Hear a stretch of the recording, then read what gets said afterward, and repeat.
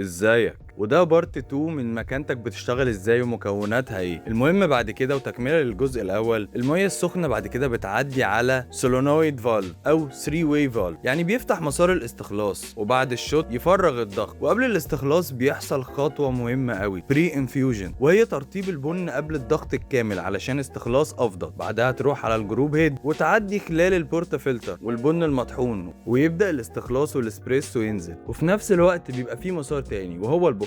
الميه جوه البويلر بتتحول لبخار وتطلع من الستيم فالف، وظيفته انه يتحكم في خروج البخار من الماكينه علشان تقدر تسخن لحد الستيم واند اللي هو الستيمر عشان تبخر اللبن. وبرده عندك بريشر جيج لمراقبه الضغط، وكنترول بانل عشان تتحكم في كل الاعدادات، وتحت في الاخر عندك دريب تري عشان تجمع كل السوائل واللي باقي من القهوه. يبقى كده الخلاصه هنمشي بالترتيب. اول حاجه الووتر، تاني حاجه بتعدي على السوفتنر، تاني حاجه بتعدي على البامب، بعد كده التشيك فالف، بعد كده الفلو ميتر، بعد كده الاو بي في، بعد كده البويلر، بعد كده البي اي دي، وبعد كده بيتم بري انفيوجن، بعد كده بيعدي على السولونويد فالف، وبعد كده الجروب هيد، وبعد كده بنوصل للبورتا فلتر، واخر حاجه بنطلع شوت الاسبريسو. ولو وصلت لحد هنا وحابب تحتفظ بكل معلوماتك بادق التفاصيل عن ماكينه الباريستا، فسيب كومنت بكلمه اروما وهتلاقي البي دي اف في موقع اروما في البايو، وكمان عليه عرض الفتره محدوده. وبس كده، انا احمد ودي اروما. تابعني لو حابب تكون باريستا شاطر وتعرف اكتر عن القهوه ومجالاتها.